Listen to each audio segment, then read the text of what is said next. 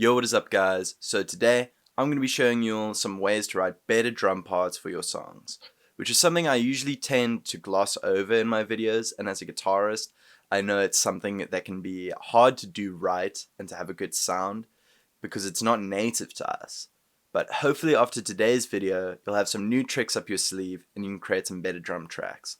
But before we get into that, I want to mention that the best way to support the channel is by checking out my online shop, where you can get drum kits, loops, and mixing and guitar tone presets, as well as other things to help make your music.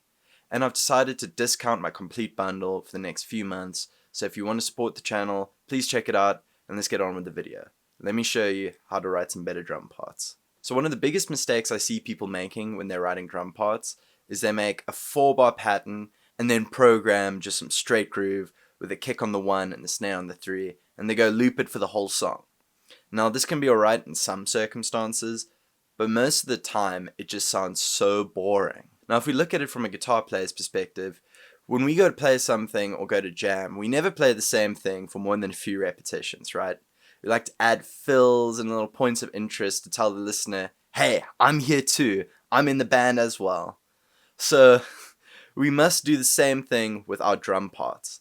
Add some fills and some change-ups. What I like doing is duplicating what I have and adding some new fills to the section I've just made.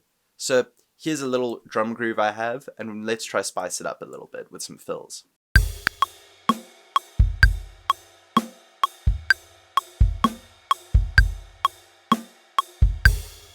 Alright, so let's try adding some snare rolls at the end of each bar.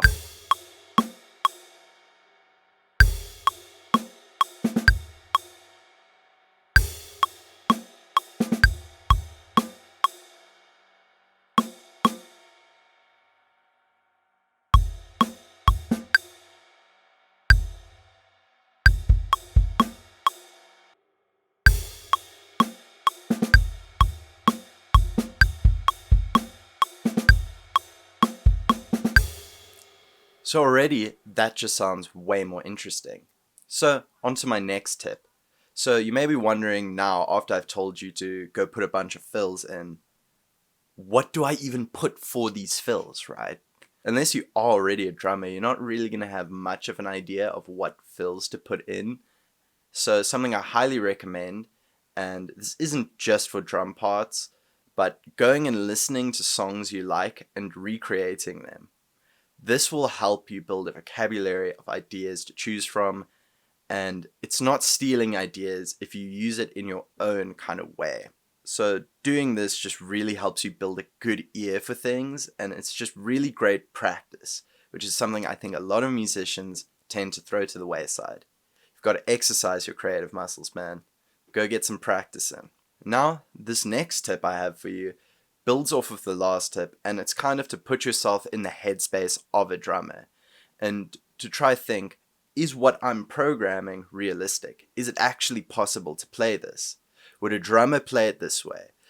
Something that you can do to help build this sense is just by watching content on YouTube made for drummers and learning more about the instrument.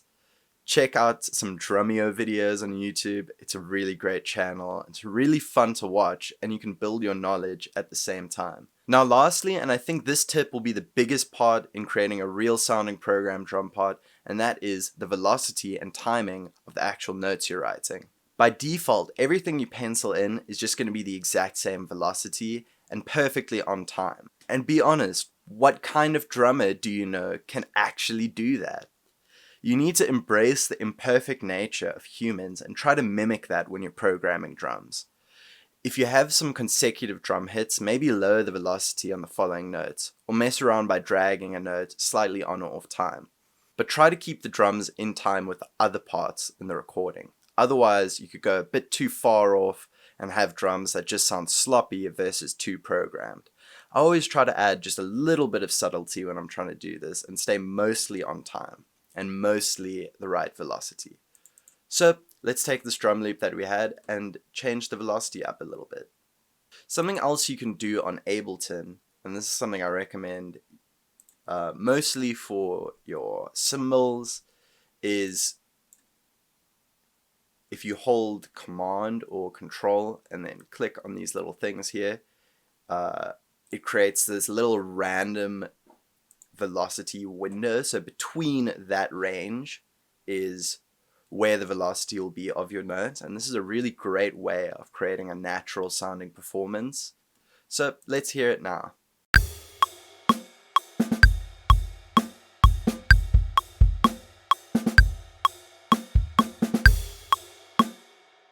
So already it's sounding a lot more realistic and like a much better drum part. Way more interesting than just 4-bar straight groove.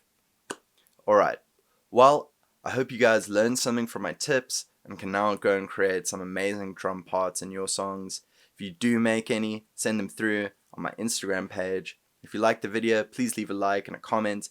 And if you really liked it, please consider subscribing. If you want to support the channel, please check out my online shop. And yeah, peace.